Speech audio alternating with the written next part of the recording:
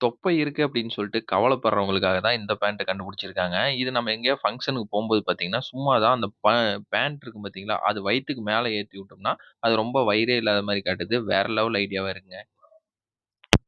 மனுஷன் மாரியே அச்சசலா பார்த்தீங்கன்னா, ஒரு பொம்மைய வந்து செஞ்சிருக்காங்க. இந்த பொம்மை பார்த்தீங்கன்னா, ரொம்ப ரியலிஸ்டிக்கா வந்து கையா இருக்கட்டும், நகமா இருக்கட்டும் எல்லாமே வந்து நுணுக்கமா வந்து செஞ்சிருக்காங்க. ஆனா வந்து இது எதுக்காக செஞ்சிருக்காங்க அப்படிங்கிறது மட்டும் தான் எனக்கு தெரியல. ஆனா பார்க்கவே வேற லெவலா இருக்குங்க.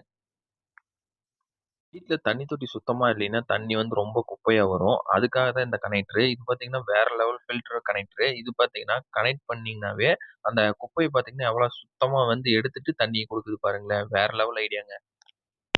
வேற லெவல் மேக்னெட்டா இருக்குங்க. எவ்வளோ வெயிட்டா இருந்தாலும் சரி, போட்டோனே தண்ணியா இருக்கட்டும், பெரிய பெரிய இந்த கம்பியா இருக்கட்டும், அதில போட்டு மேல ஏறுறதுக்கு சூப்பரா யூஸ் பண்ணிக்கிறாங்க.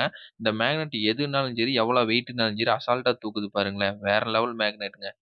வெறும் மாம்பழம், மாங்காய அறுக்கிறதுக்கு மட்டுமே பார்த்தீங்கன்னா, ஒரு கட்ரு இருக்கு. இந்த கட்ரு பார்த்தீங்கன்னா, மாங்காய், இந்த மாம்பழம் இத மட்டும் வந்து ஒரு ஸ்லைஸ் அதாவது வச்சு ஒரு பிரஸ் மட்டும் பண்ணா போதும், கட் ஆயிரும். வேற லெவல்ல இருக்குங்க. வீட்ல பார்த்தீங்கன்னா, டேபிள் சேர்லாம் பழசாயிரும். அதுக்காக பார்த்தீங்கன்னா, இந்த வுட்டன் வால்பேப்பர் அப்படின்னு சொல்லி ஒண்ணு இருக்கு. இத வாங்கி நம்ம ஒட்டுனோம்னு வச்சுக்கங்களேன், பழசு கூட புதுசா தெரியும். பார்க்கவே வேற லெவல்ல இருக்குங்க. போதையில பார்த்தீங்கன்னா, காருக்கு சரக்கு ஊத்தி எடுத்துட்டு போறாங்க. காரும் பார்த்தீங்கன்னா, போதை அடிச்ச மாரி குதிச்சு குதிச்சு போகுது பாருங்களேன். வேற லெவல்ல இருக்கு.